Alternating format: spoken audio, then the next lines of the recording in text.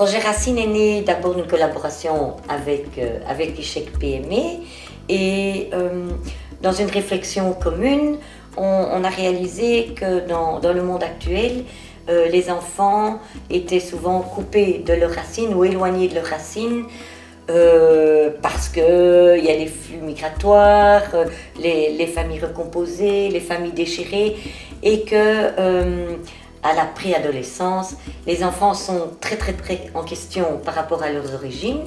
Et donc on s'est dit que c'était important de retravailler ces racines, de nouer, de renouer avec leur passé.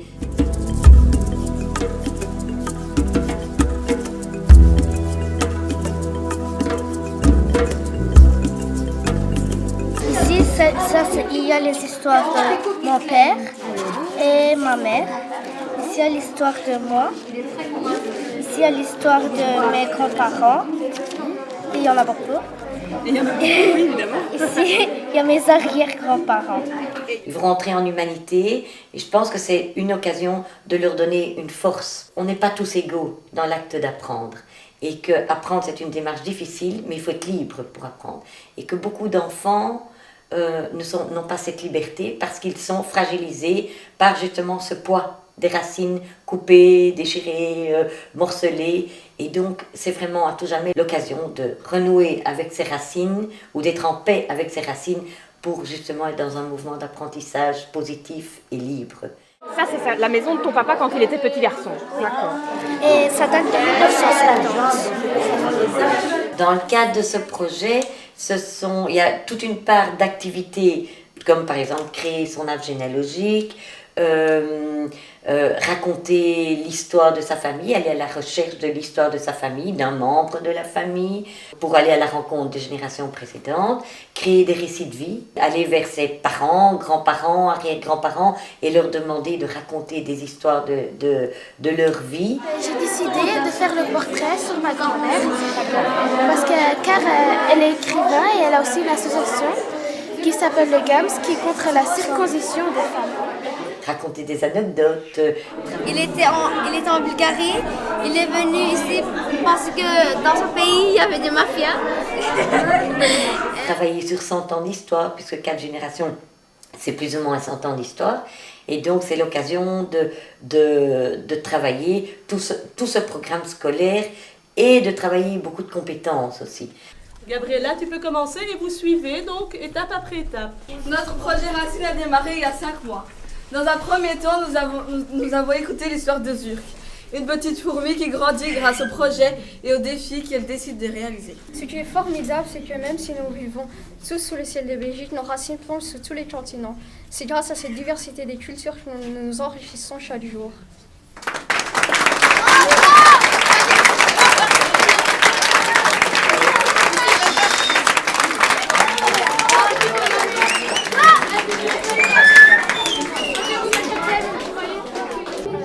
Par exemple, l'étude de documents, rédiger des articles, écouter, apprendre à formuler des questions.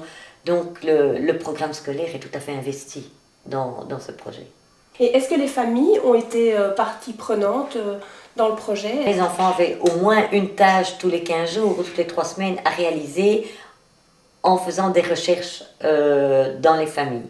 Donc ils devaient aller questionner leurs parents, leurs grands-parents, leurs arrière-grands-parents, ils devaient chercher des documents et tout ça donne vraiment l'occasion aux familles de délier les langues.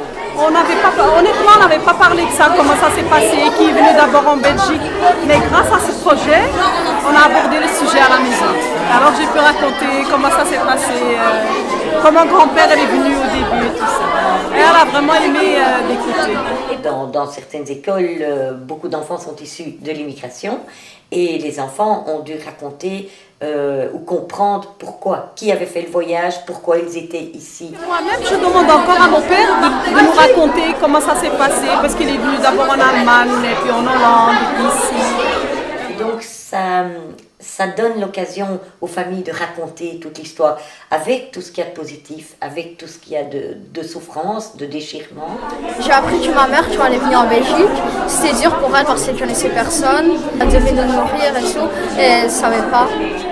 Mais je pense que du coup, ça devient ça devient leur histoire aussi. Et tu as choisi de faire le portrait de ton papa, de mon grand-père, Comment est-ce qu'il s'appelle ce monsieur? Abdellah Naji. Tu as appris des choses que tu ne savais pas? Oui, c'est qu'il travaillait auprès du général Franco. D'accord. Dans des familles où on ne parle pas beaucoup, dans des cultures où on s'exprime moins sur certains sujets, les enfants ont dû vraiment ouvrir des portes, quoi. Ouvrir des portes. Et c'est vrai qu'il y a eu des demandes des enfants, qu'est-ce que je dois dire? Qu'est-ce que je dois demander? Et donc on a travaillé des questions, comment est-ce qu'on peut aborder son grand-père. Donc c'était toute une démarche aussi d'aller à la rencontre d'eux, mais d'une manière subtile et judicieuse. Il a trouvé un travail, il ne savait pas parler le français. C'est ça qu'il va poser beaucoup de problèmes, c'est la langue. Maintenant, il sait un peu parler et je l'aide à parfois parler, à traduire. Chaque enfant réalise que sa culture riche peut apporter quelque chose et ça donne vraiment du sens au fait que nous vivons tous ici en Belgique et que cette terre d'accueil, elle est riche de cette multiculturalité. Est-ce que tu as le souvenir d'anecdotes ou de choses étonnantes qui se sont passées pendant tous ces mois de travail? Oui, il y a eu des choses magnifiques et à la fois des choses très très poignantes. Au départ du projet, on a mis au tableau le mot racine et que tous les enfants ont dû dire tout ce que ce mot évoquait. Il y a déjà eu des choses merveilleuses, magnifiques. Et donc, les racines, ça les touche. Il y a un enfant qui a timidement dit secret de famille. Je vais être docteur. Je vais être docteur parce que ma mère, son grand-père, il est mort à cause d'une faute médicale. Et ma mère, son rêve, c'est de devenir docteur. Mais comme elle n'a pas pu aller à l'école, elle n'a pas pu être docteur, et moi je vais réaliser son rêve et je vais être à sa place docteur. Il y en a d'autres qui viennent avec des choses beaucoup plus légères, comme vie, comme vitalité, comme ressources. Et ça, c'est génial. Mais on voit que ce mot est un mot très très très riche, même aux yeux des enfants.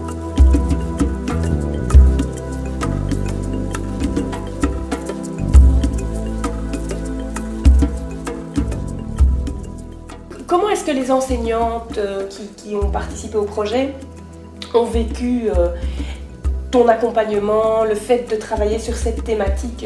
Je pense que c'est toute une démarche déjà personnelle aussi, d'embarquer ces élèves dans un projet tel que celui-là, qui est très très sensible. Moi j'étais émerveillée de leur enthousiasme, de leur volonté d'aller très loin dans ce projet, de le travailler dans tous les sens, que ce soit dans l'espace géographiquement, travailler les métiers. Au niveau du français, de l'éveil, on a beaucoup travaillé, on a appris à faire un portrait, enfin, on a vraiment essayé de travailler sur toutes les branches. On a fait l'histoire de l'immigration, en géographie, on a fait les continents, les pays, tu vois, on a fait plein de choses, quoi. On a essayé de vraiment rattacher ça un peu à tout.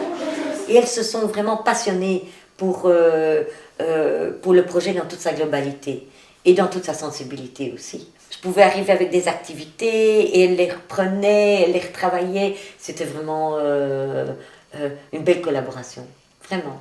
Et je voyais lors de la remise des projets une très très grande émotion chez les professeurs d'avoir amené leurs élèves si loin, quoi. Ce matin, je disais à mes élèves, c'est la dernière étape du cartel, la dernière étape de l'histoire de Zurk.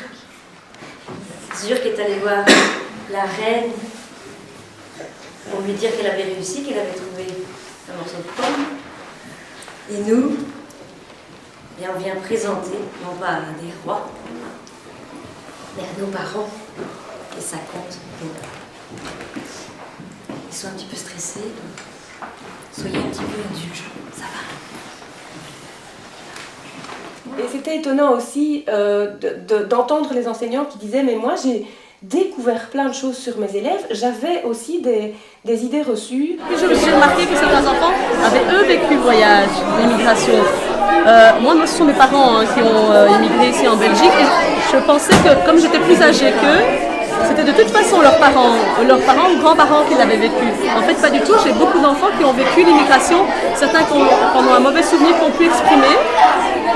puis d'autres qui en ont un bon souvenir et qui ont pu alors me raconter ce qu'ils étaient. Voilà pourquoi je suis venue ici, madame. Pourquoi ça a établi notre relation, une relation de confiance. Là, maintenant, ils me posent des questions en mathématiques ou même des questions qui leur semblent bêtes, qu'ils n'oseraient pas poser. Eh ben, ils osent les poser et je sais leur expliquer et donc ils se sentent rassurés, vraiment. C'est vrai que les enseignants se sont positionnés par rapport à leurs élèves tout à fait différemment. Et son enseignant le découvre vraiment comme un être humain avec des parts qu'il ne peut pas exprimer quand on est simplement dans un cours de géographie, d'histoire, de sciences, de mathématiques.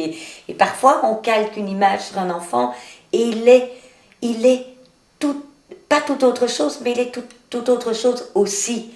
Et le projet permet ça. Ce qui est intéressant de regarder, c'est ton arbre généalogique. Tu vois, il y a beaucoup de monde qui forment tes racines. Oui. Hein, c'est merveilleux de se rendre compte que tous ces gens, et il y en a, hein, regarde, si tu les comptes, ils sont nombreux, hein, que tous ces gens, ils nous ont donné chacun quelque chose pour qu'aujourd'hui, Samia, elle soit qui elle est. Et puis, que Samia, elle puisse construire son futur, son avenir.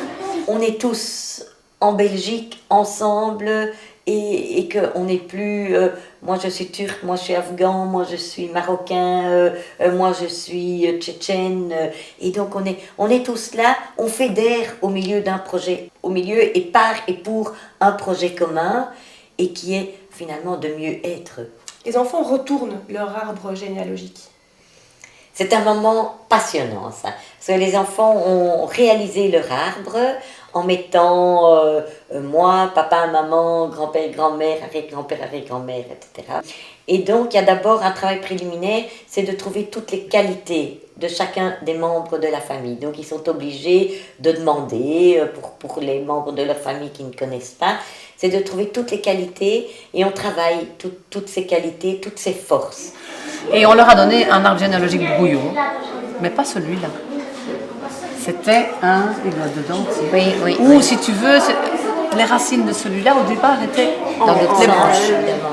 Tu vois, voilà, on a commencé comme ça, brouillon. Et quand il l'avait complété au brouillon, eh bien plus tard, on l'a retourné. Et on a dit que justement, tout ce que nos arrière-grands-parents, etc., nous ont apporté, nous ont permis à nous pousser et d'avoir des qualités et des défauts. Donc on a travaillé sur les qualités et sur les défauts. Et on a essayé de mettre dans les feuilles justement toutes des choses qu'on aimerait plus tard. Plus tard, je deviendrai styliste, devenir actrice. Je vais être docteur. Informaticien. Devenir institutrice. Je veux devenir coiffeuse. J'ai envie de devenir ingénieur. Je veux être un médecin, pédiatre.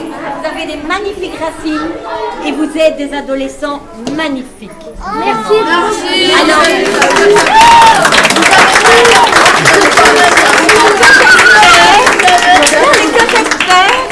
c'est que votre enracinement est tel aujourd'hui que vos CEB vont être à la mesure. Oh, j'espère bien ça.